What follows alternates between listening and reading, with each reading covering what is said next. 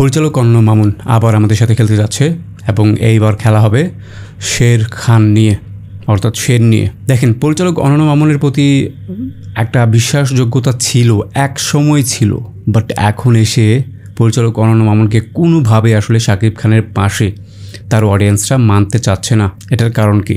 কারণটা সবার পরিষ্কার। দেখেন, বারবার তো মানুষ ঠকতে চায় না, ঠিক না? বারবার ঠকতে গেলে কিন্তু কি হয়, একেবারে বিশ্বাসই উঠে যায়। তো দরদ সিনেমাটা দিয়ে পরিচালক অনন্য মামুন কিন্তু শাকিব খানের অডিয়েন্সের সাথে প্রচণ্ড রকমভাবে খেলেছে দরদ সিনেমাটা দিয়ে। সেইখান থেকে সাকিবিয়ানরা এক কথায় বলতে পারেন অনন্য মামুনের প্রতি যেই একটা বিদ্বেষ সৃষ্টি হয়েছে সেইটাকে কামব্যাক করে এবং সেইটা ভুলানো, সাকিবিয়ানদের মন থেকে সেটাকে মুছে ফেলা, এইটা কিন্তু চারটেখানে কথা নয়। আপনাদেরকে ছোট্ট একটা কথা বলি। এই যে কিছুদিন আগে তাণ্ডব সিনেমাটা মুক্তির আগে সাকিবিয়ানরা কিন্তু তাদের এই যে সাকিবিয়ান পাওয়ার এইটা দিয়ে আফরান ইস্যুকে শেষ পর্যন্ত শাকিব খানের বাড়িতে নেওয়াতে বাধ্য করেছে।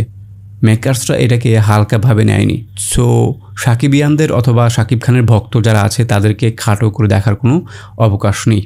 তো সেখান থেকে শাকিব খান যদি আবারও অনন্য মামুনের সাথে কাজ করে, সেখান থেকে একটু ভেবে চিনতে বুঝে শুনে কাজ করা উচিত। এবং অনন্য মামুনের কাছে একটা কথা প্রশ্ন, ভাই এত চাপাবাজি কি দরকার?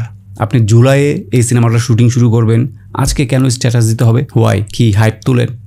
এইরকম বাজে একটা হ্যাবিটের কারণে দরদ ছবিটাকে এত দূর ভূপতিত করেছেন, এটাকে মিশিয়ে দিয়েছেন। এবং যে হাইপ ছিল, যে গল্প ছিল, শোকে ছিল, বাট দর্শক একটা চাপাবাজি লেভেল এবং গিয়ে স্ক্রিন বা যেভাবে আপনারা খেলেন আর কি অডিয়েন্সদের সাথে, সেইটাকে আসলে কোনোভাবেই গ্রহণ করার মতো না। তো সেখান থেকে এটাই বলতে চাচ্ছি, শাকিব খান কি আবারও ভুল করছে কোনোভাবে? এই সিনেমাটা যদি আসে দ্যাট ইজ কোয়াইট গুড, কারণ আমি যতটুকু জানি সেটা গিয়ে এই সিনেমাটার সাথে যুক্ত থাকবে ভারতের এসকে মুভিজ। এবং এসকে মুভিজ বরাবরই খুব ভালো প্রোডাকশন হাউস এবং তারা খুব ভালো মেকিং করে থাকে।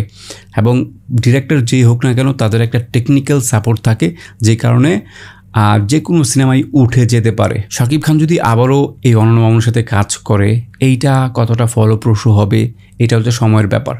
হ্যাঁ, হয়তো শাকিব খান তার এই আপকামিং সিনেমার জন্য বলেছে যে এটা ভাই তোমাকে শিডিউল আবার আমি দিচ্ছি, বাট এবার একটু বুঝে শুনে কাজ করো, দেন এইটাকে ঈদে রিলিজ দেওয়া যাবে না। দরদ খুব ভালো ওপেনিং ছিল, কারণ মানুষ তো আর আগে থেকে জানতো না ব্যাপারটা কি গল্প। তো সেইখান থেকে তারপর হয়েছিল পাইরেসি না হলেও আরও ভালো ব্যবসা করতে পারতো। এবং গল্পটা আসলে এতটা কানেক্ট করতে পারেনি, পছন্দ হয়নি। এক প্রকার বলতে পারেন দর্শকদেরকে ধোঁকা দেওয়া হয়েছে। যেই ডাকঢোল পিটানো হয়েছিল সেইখান থেকে তার ধারের কাছে আসলে এই দরদ সিনেমাটা যেতে পারেনি।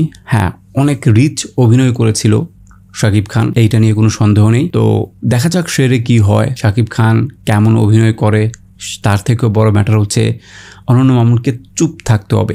রায়হান রাফি তার একটা ইন্টারভিউতে বলেছিল যে শাকিব খানের কাছ থেকে সে একটা জিনিস শিখেছে, সেটা গিয়ে চুপ থাকার বিষয়টা। তো আমার মনে হয় এই বিষয়ে অনন্য মামুনও একটু জ্ঞান নিয়ে নেবে কীভাবে চুপ থাকা লাগে এবং কথার থেকে চাপার থেকে কাজে বেশি বিশ্বাসী হবে। তো আপনাদের কি প্রত্যাশা, শাকিব খান কি আসলেই এই সিনেমাটা করবে? যদি করে তাহলে ভুল করছে কিনা অবশ্যই কমেন্টস করে জানাবেন। ধন্যবাদ সবাইকে ভিডিওটি দেখার জন্য। যারা ফেসবুকে আমাকে দেখতে চান, ডেসক্রিপশনে লিঙ্ক দেওয়া আছে, অবশ্যই ঘুরে আসবেন। ধন্যবাদ সবাইকে।